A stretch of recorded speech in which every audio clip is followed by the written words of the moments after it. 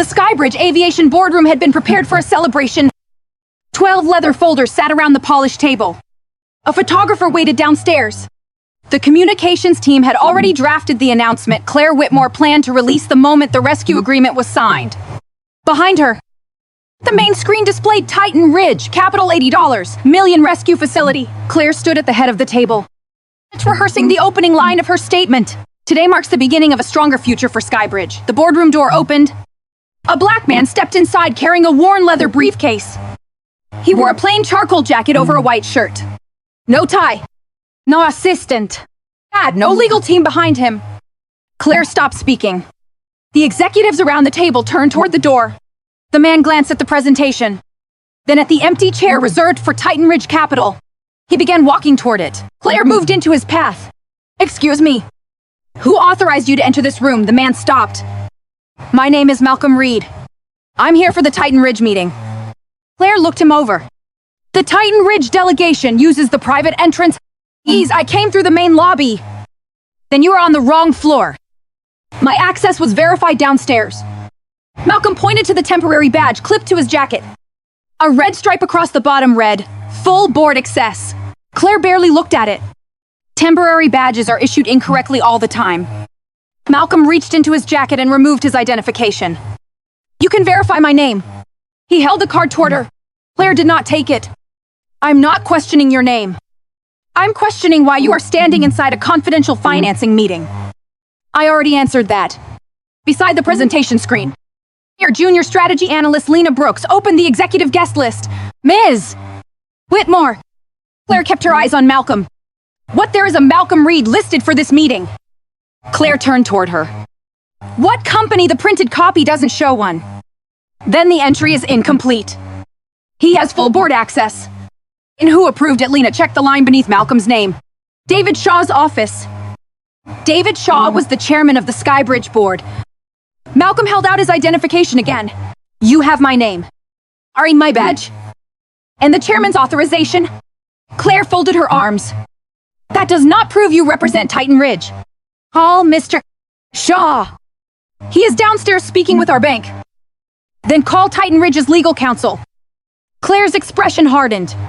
I will not ask our investor to identify an unknown visitor who walked into my boardroom. Malcolm lowered the card. I am not unknown to your system. I am only unknown to you. Several executives shifted in their seats. Chief Financial Officer Eric Lawson looked toward the empty Titan Ridge chair. Claire. Verifying him would take less than a minute. This company is about to sign an $80 million agreement. She replied, I will not allow an unauthorized person near these documents. Malcolm looked at his badge.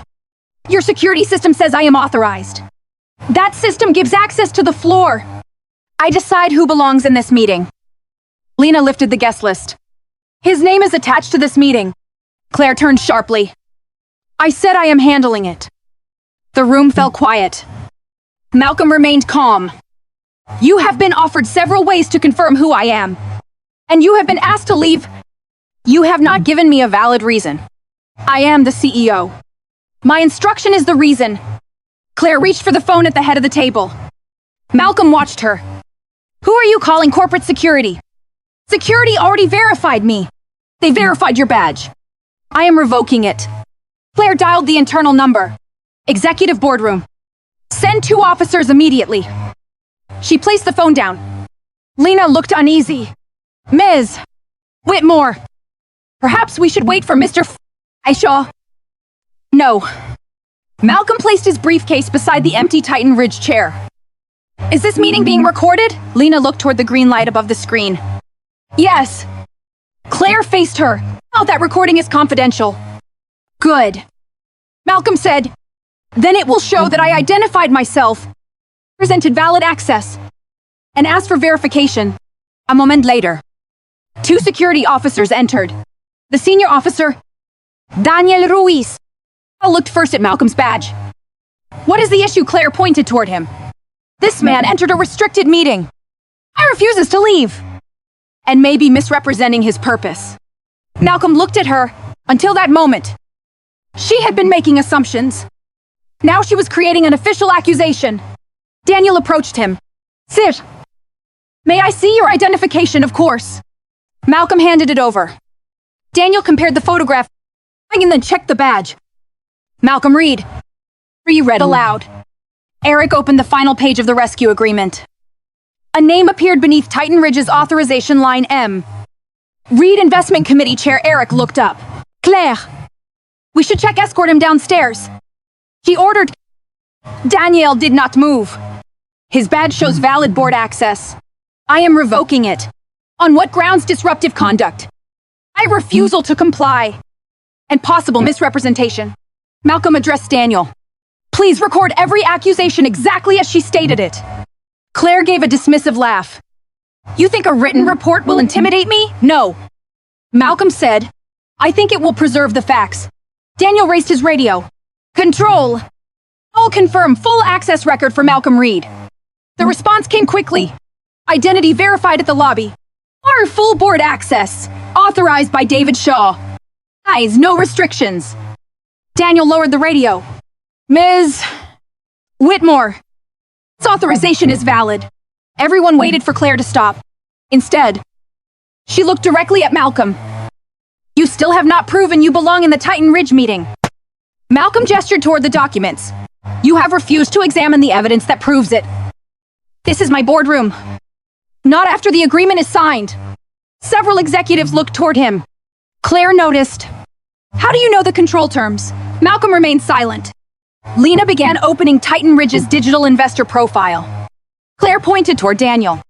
Remove him. Daniel hesitated. His access has been confirmed. I am giving you a direct executive order. Malcolm looked at Claire one final time. You have my identification. My badge. Where's the guest list? And your chairman's authorization. His voice stayed calm. You are choosing not to verify the truth. Claire stepped closer. Our people who belong in rooms like this do not arrive looking like you. The boardroom went silent. Claire seemed to realize the meaning of her words too late. I meant senior investors arrive with proper teams and introductions. Malcolm looked at the verified badge in Daniel's hand. With credentials like those, she said nothing. Malcolm picked up his briefcase. I will cooperate. He looked toward Lena. Preserve the recording. Claire responded immediately. Delete. SkyBridge's legal counsel looked up. You cannot delete a compliance record after a security dispute. I am protecting confidential information. You would be destroying evidence. Malcolm paused at the door. You had every opportunity to check who I was. Claire folded her arms. And you had every opportunity to leave. Malcolm looked back at the $80 million rescue package on the screen. I am leaving. Then he walked into the corridor with security. Outside. Oh, he took out his phone and called Titan Ridge's general counsel. How did the leadership review go? She asked. Malcolm looked through the glass wall at Claire, attempting to restart the meeting. The review is complete. Should we delay the closing? No. His answer was immediate. Freeze the funding authorization. All 80 million, all of it. 15 minutes later, as the presentation disappeared.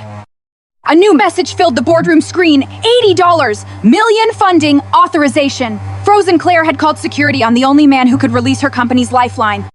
SkyBridge Aviation still looks successful from the outside. Its cargo aircraft crossed the country every night. Its warehouses remained open. Employees still arrive for work wearing the company's blue and silver uniforms.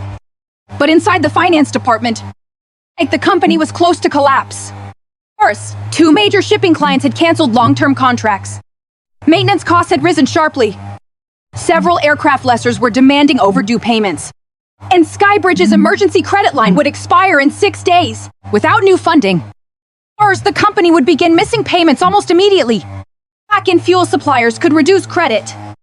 Aircraft could be grounded. Payroll could be delayed. More than 3,000 employees depended on the $80 million agreement with Titan Ridge Capital.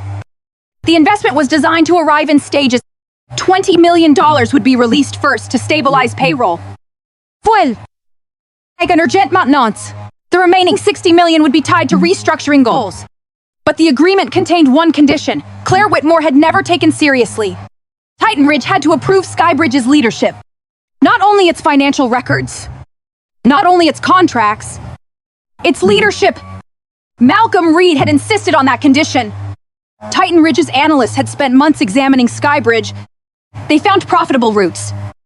experienced employees, and valuable logistics contracts. They also found a culture built around fear. Managers hid bad news. Employees who challenged senior executives were pushed aside. Compliance complaints disappeared before reaching the board. Malcolm believed the company could still be saved. He was less certain about the people running it. That was why he came to the final meeting alone. No formal reception. No assistant. No announcement of his title. He used his real name, David Shaw. Being the board chairman. Only placed that name on the executive access list and gave him full authorization. No one was expected to recognize Malcolm's face. They only had to verify the facts. At the lobby desk, the process worked exactly as it should. Malcolm showed identification. Security confirmed his name. A temporary badge was issued. The failure began upstairs. Claire saw a black man in a simple jacket carrying an old briefcase. She decided he could not be the person connected to Titan Ridge before she checked a single document. Now Malcolm stood in the hallway beside Daniel Ruiz. The boardroom door had closed behind them. Daniel still held Malcolm's identification. His radio crackled. In control confirms Malcolm Reed entered through the lobby at 853. The voice said, "Government ID verified. Full board access authorized by David Shaw's office." Daniel looked at Malcolm. "Your access was valid." "Yes." "I apologize. I can take you back inside." Malcolm glanced through the glass wall. Claire had already returned to the head of the table. She was speaking to the executives as if the interruption had ended. "No," Malcolm said. Daniel looked surprised. This may have been a misunderstanding. A misunderstanding ends when the facts are confirmed. Malcolm pointed toward the boardroom. "She heard the confirmation and ordered you to remove me anyway." Daniel had no response. Malcolm continued, "I need the access log preserved. It will be the hallway footage too." Daniel nodded. "And the security report must include the exact reason she gave for my removal." Daniel opened his tablet. "Unauthorized entry. Disruptive conduct. Their refusal to comply. Oh, impossible misrepresentation. Did you observe any disruptive conduct?" "No." "Include that." Daniel looked at him. "Are you filing a complaint against security?" "No." "You verified the facts once you were allowed to." The younger officer beside Daniel relaxed slightly. Malcolm took out his phone. "Titan Ridge's General Counsel, Maya Bennett," answered immediately. "How did the leadership review go?" Malcolm looked through the glass again. Claire was pointing at the rescue presentation. The $80 million figure still filled the screen. "The review is complete." "What happened?" "The CEO refused my identification." "Ignored valid access." "That called security." "And ordered the recording deleted." Maya became quiet. "Do you want the closing delayed?" "No." "Withdraw the offer. Freeze it first." There was a brief pause. "All 80 million. Yes." "Effective immediately. Yes." Maya understood what that meant. Without Malcolm's approval, no money could move. Not the first 20 million. Not the remaining 60. Nothing. "I'll notify SkyBridge legal counsel," she said. "Notify the full board and the bank too." "Do you want the reason included?" "Every reason." Malcolm ended the call. Inside the boardroom, Claire tapped the presentation remote. "The security issue has been resolved," she said. "We will continue." Chief Financial Officer Eric Lawson looked toward the empty Titan Ridge chair. "Shouldn't we wait for their representative?" Claire opened her folder. "He has not arrived yet." Lena remained beside the recording controls. She looked toward the closed door. "Yes," she said quietly. "He did." Claire ignored her. In the hallway, Daniel returned Malcolm's identification. "What happens now?" he asked. Malcolm placed it in his wallet. Now the company learns whether $80 million was waiting for its financial documents. He looked once more at Claire. Or for its leadership. The elevator doors opened. Malcolm stepped inside. Before the doors closed, Daniel asked, "Will the employees lose their jobs because of this?" Malcolm paused. "I hope not." Then the elevator began to descend. Upstairs. Claire still believed she had protected the deal. She did not know Titan Ridge's legal team was already preparing the notice. And she did not know the man she had removed had just frozen every dollar SkyBridge needed to survive. Claire returned to the head of the boardroom table. "The interruption is over," she said. Let's continue. No one opened the documents. The empty Titan Ridge chair now seemed more important than the $80 million figure on the screen. Eric Lawson looked at the signature page again. Claire. Here, Malcolm Reed's name is in the agreement. She opened her folder without looking at him. It is not an unusual name. He knew the control terms. He could have seen a draft.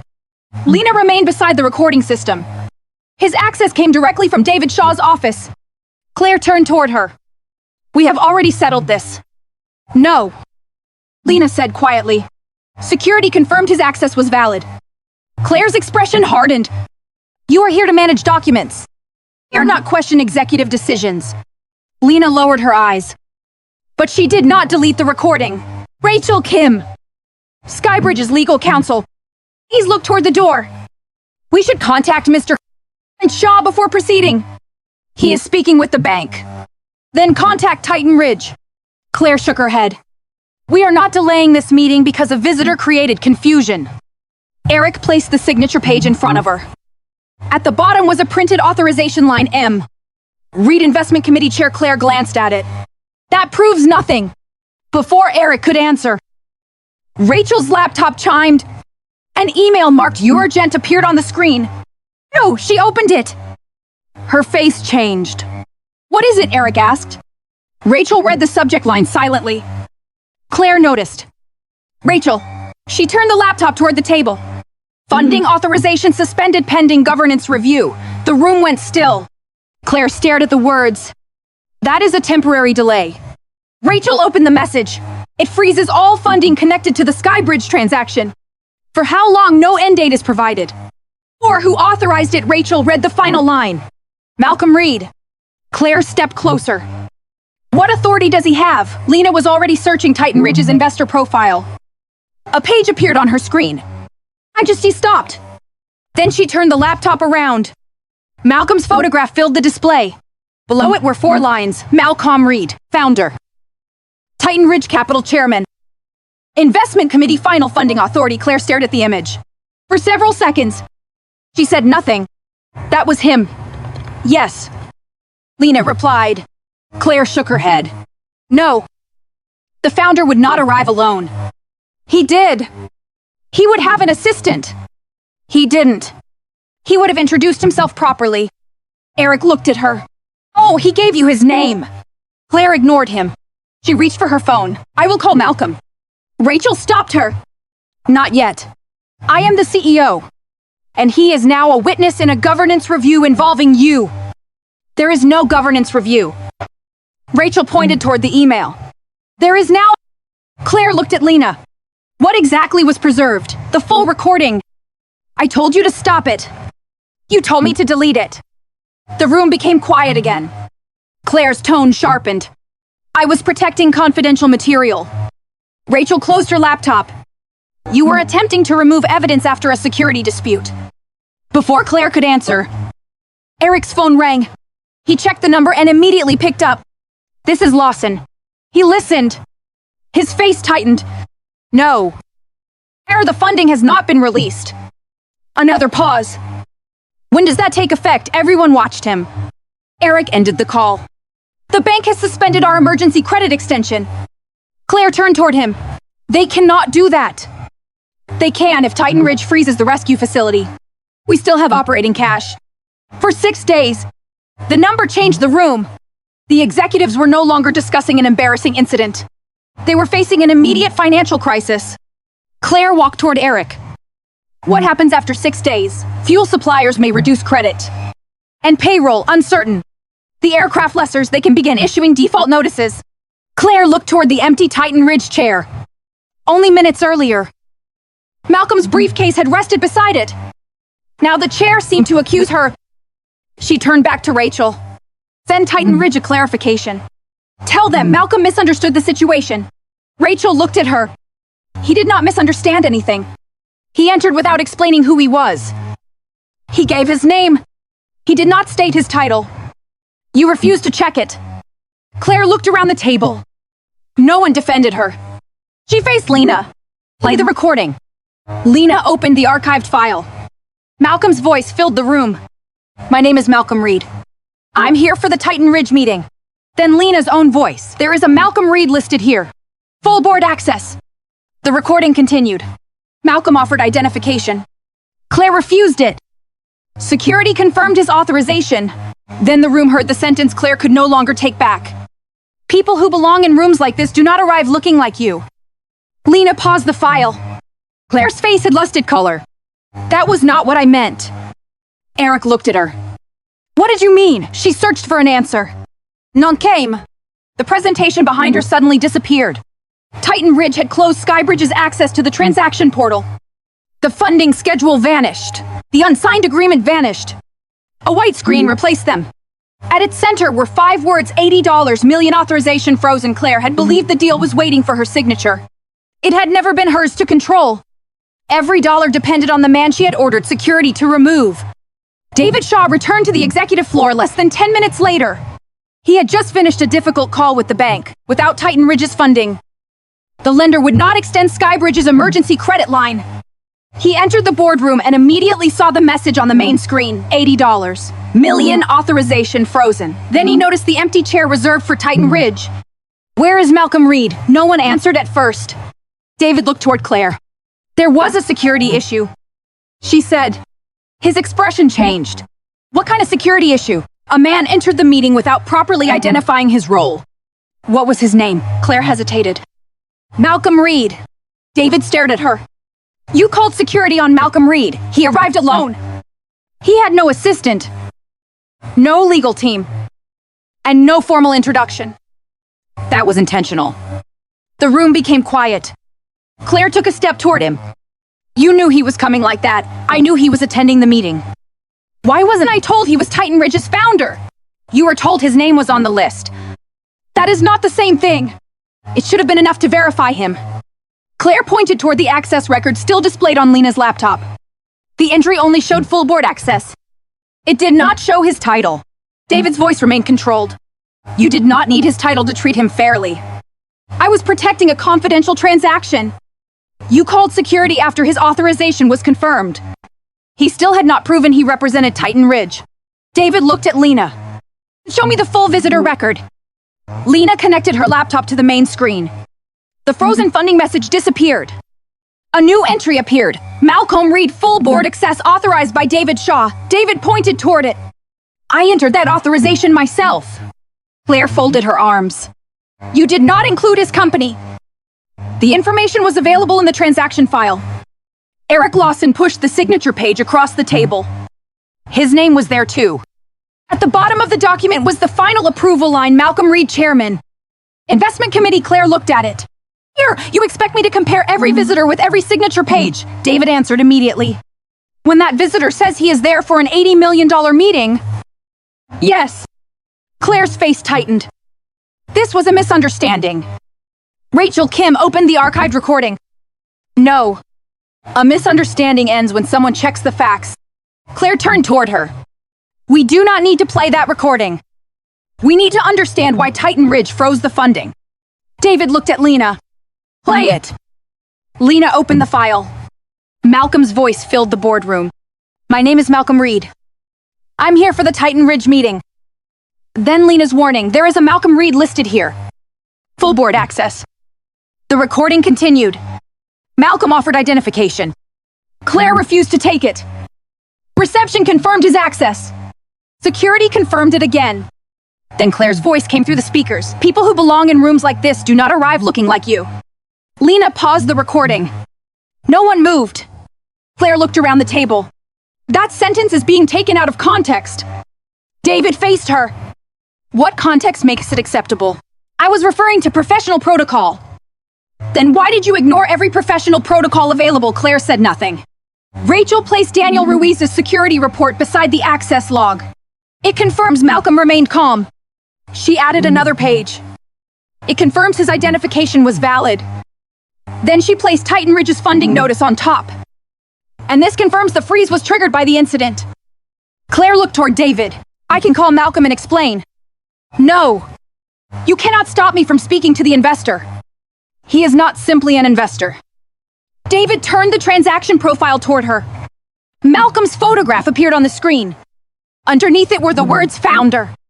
Titan Ridge Capital Chairman. Investment Committee Final Funding Authority. David looked directly at Claire. No one else can authorize the full $80 million. The room fell silent again. For the first time, Claire seemed to understand the size of what had happened. She looked at the photograph, then at the empty chair, then at the frozen notice. He should have told me who he was. Eric shook his head. He did. He gave me a name. Yes, David said.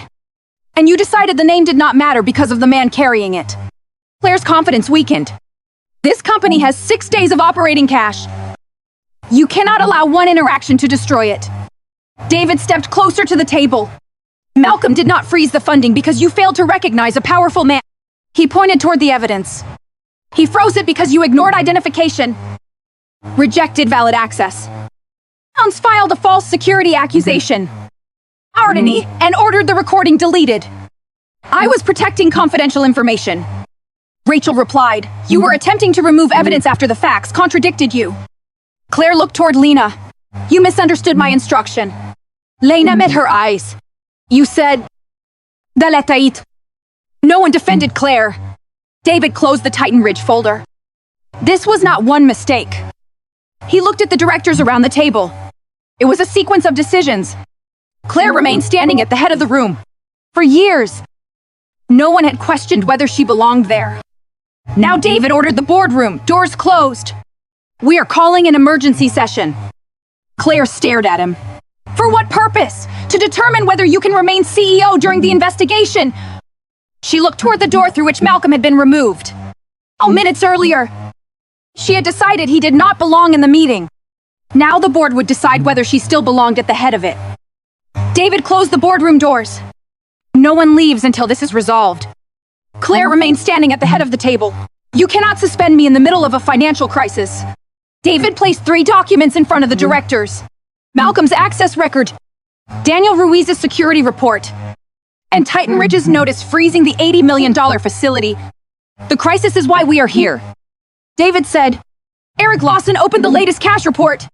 Without Titan Ridge's funding, SkyBridge has 6 operating days. One director leaned forward. What happens after that? Fuel suppliers may reduce credit. Aircraft lessors can issue default notices. Payroll becomes uncertain. Claire looked around the table. Then removing the CEO now would create even more instability. Rachel Kim answered calmly. The instability began when you turned an authorized visitor into a security incident. I acted to protect confidential information. You refused his identification. I believed the badge might be wrong. You refused the access list. The entry was incomplete. You were told David authorized it. Claire's voice sharpened. I made a judgment call. David looked at her. You made several. He turned toward Lena. Did Claire order you to delete the recording? Lena sat straighter. Yes. Claire pointed toward her. She misunderstood my instruction. Lena met her eyes. You said, Delatate. The room went silent. Rachel opened the board charter. An attempt to remove an official compliance record requires an independent investigation. Claire looked toward the directors. This company employs more than 3,000 people. Are you prepared to risk their jobs over one confrontation? David tapped the frozen funding notice. This was not one confrontation. He listed the decisions one by one. You ignored valid access. You rejected identification. You made a false security accusation. You ordered Malcolm removed after authorization was confirmed. And when the evidence contradicted you, you tried to erase it. Claire's confidence began to crack. I can repair this. How Eric asked, I will call Malcolm. Rachel shook her head. The original authorization is frozen. Any new approval will require a governance review. How long? Longer than the company has. Claire looked toward Eric. He lowered his eyes. David opened the voting record. The motion is to suspend Claire Whitmore's executive authority pending an independent investigation. Claire stared at him. You are allowing Malcolm Reed to control this board. Malcolm did not request your suspension. Then why are we voting? Because we saw the evidence. Claire turned toward the directors. I brought this company through 2 recessions. I negotiated our largest contracts. I built the network that Titan Ridge wants to invest in. One director, Samuel Price. Era looked at her. No one is denying what you built. He glanced at the frozen funding notice. We are deciding whether your leadership now threatens it. Claire's face hardened. You all agreed with every major decision I made. Not this one. Samuel replied. David called the vote. Samuel raised his hand first. Then another director. Then a third. Within seconds. The majority was clear.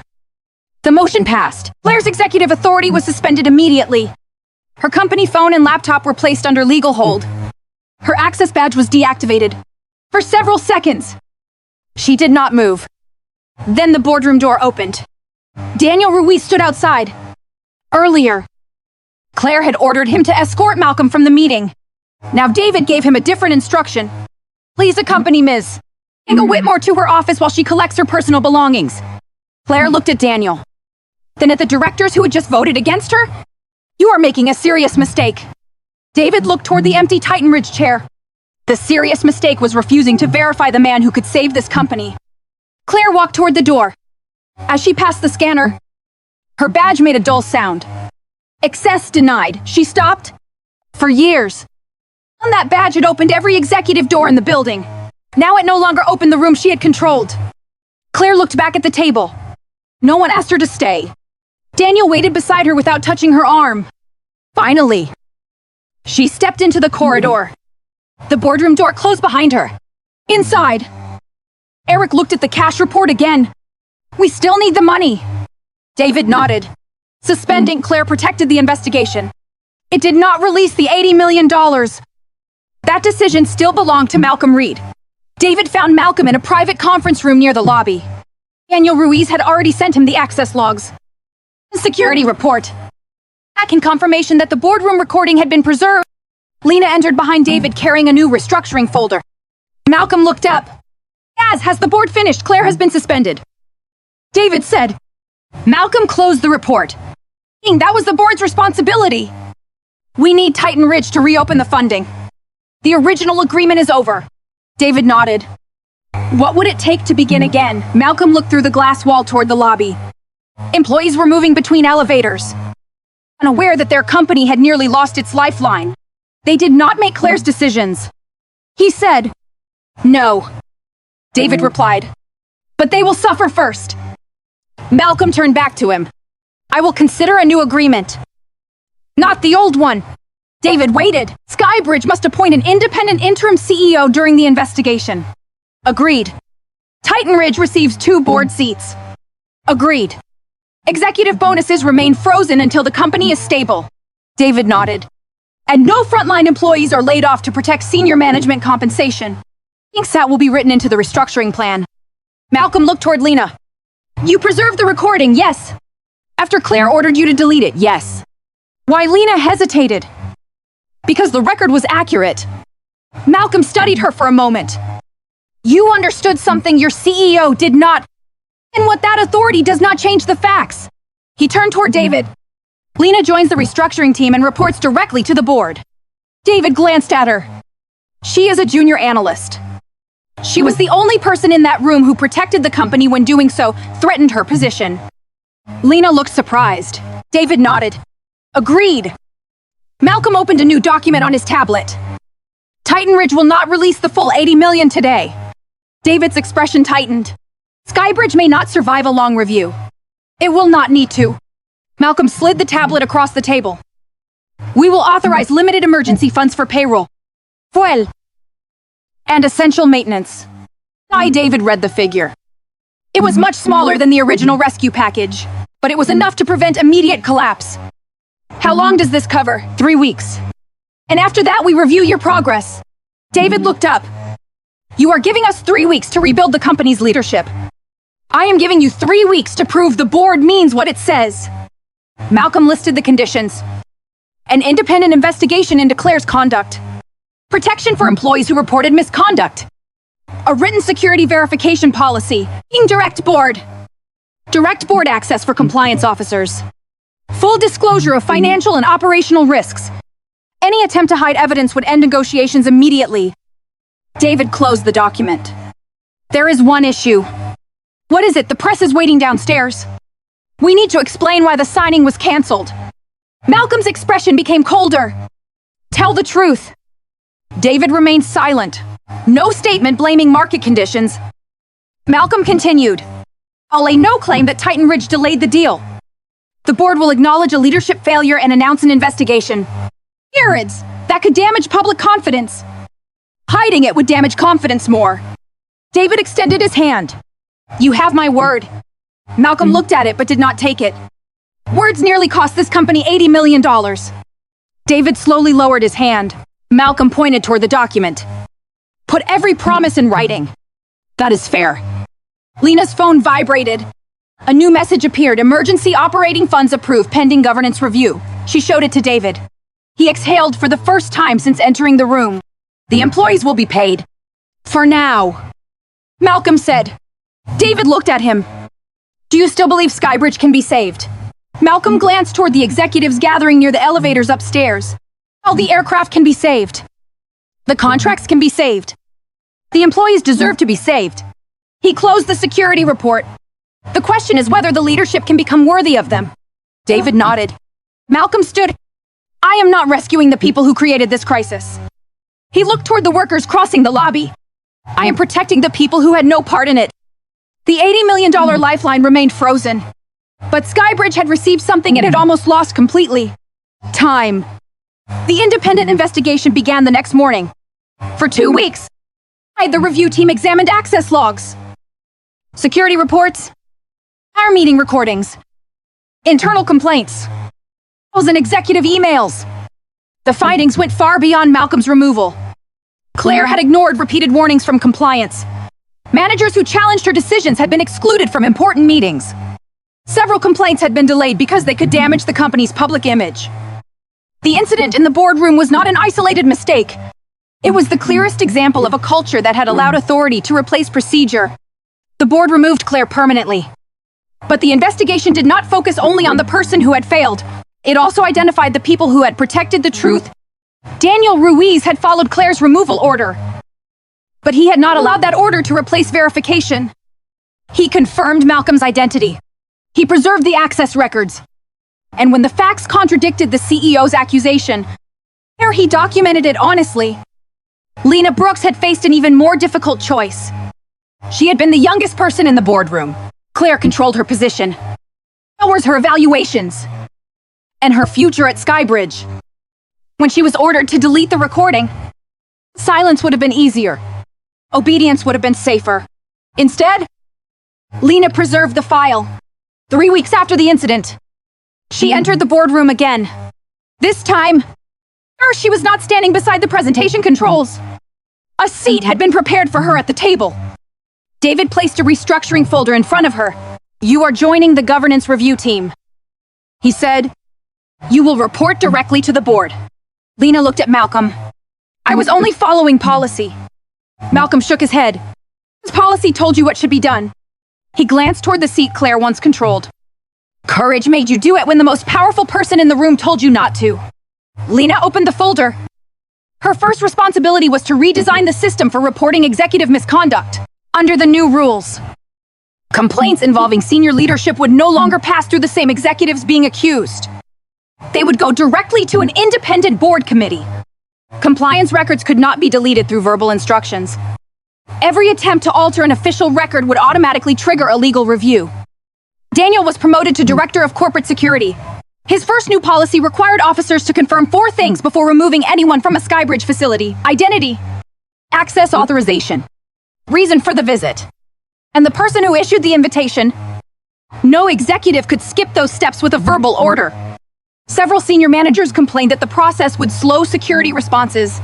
Daniel answered them calmly. Verification takes minutes. He placed Malcolm's original incident report on the table. A false removal nearly cost this company $80 million. The complaint stopped. The board also reviewed how employees had been treated under Claire's leadership.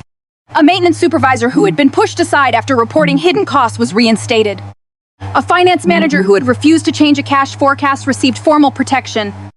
Employees who had previously remained silent began submitting reports. At first, some directors were alarmed by the sudden increase in complaints. Malcolm saw it differently. The problems are not increasing, he said. People are finally trusting the system enough to report them. SkyBridge SkyBridge had spent years rewarding people who protected leadership. Now it was beginning to reward people who protected the company. At the end of the month, Lena presented her first report to the board. She showed that 3 regional managers had hidden operational losses to meet executive targets. The room became uncomfortable. One director asked whether the findings could be softened before being shared with Titan Ridge. Lena looked toward Malcolm. He said nothing. He wanted the answer to be hers. No! Lena replied. Changing the language would not change the facts. David nodded. Then the report goes forward as written. For the first time in her career, Lena watched the truth move upward without being buried. After the meeting, Malcolm stopped beside her chair. You did not protect an investor that morning, he said. Lena looked up. You protected the record. He glanced through the glass wall toward employees crossing the hallway. And that record protected thousands of people who were not in the room. The original rescue deal had depended on Malcolm's signature. SkyBridge's second chance depended on people like Lena and Daniel. People who understood that power could give an order, but integrity decided whether that order deserved to be followed. 90 days after Malcolm Reed was removed from the boardroom, SkyBridge Aviation was still operating. The company had not fully recovered. 2 unprofitable routes were suspended. Several executive projects were canceled. Senior bonuses remained frozen, but the aircraft continued flying. Fuel suppliers restored limited credit. Essential maintenance was funded. And every employee received a paycheck on time. Titan Ridge had released emergency capital in stages. The first payment covered payroll and fuel. The second was approved after SkyBridge appointed an independent interim CEO.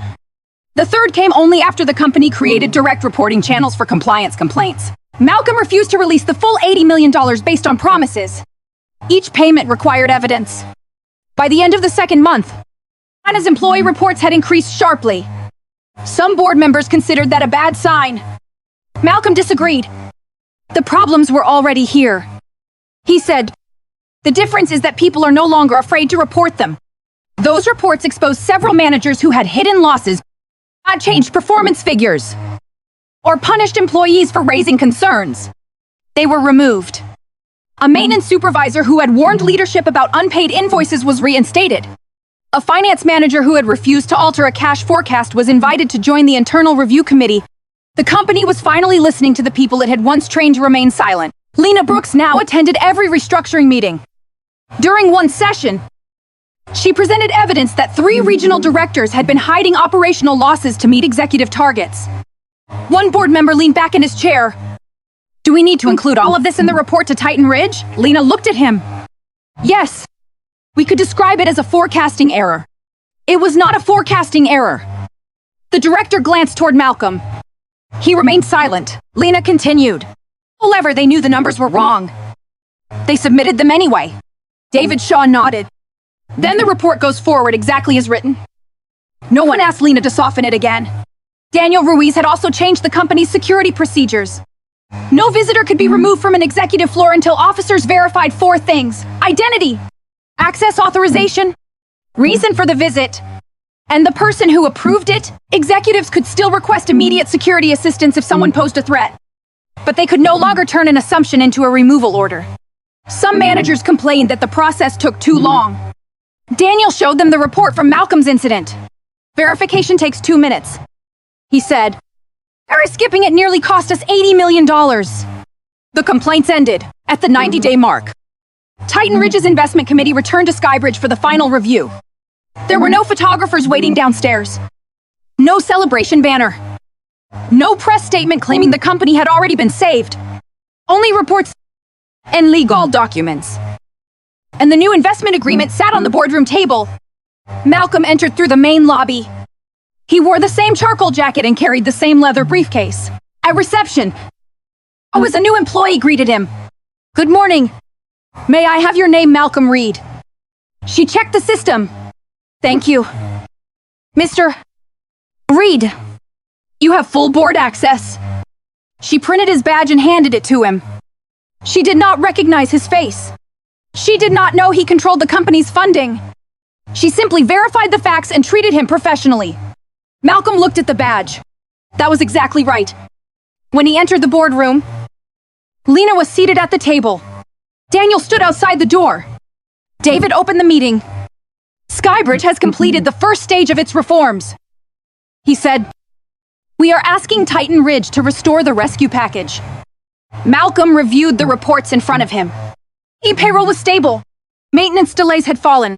Employee turnover had slowed. The independent complaint system was active.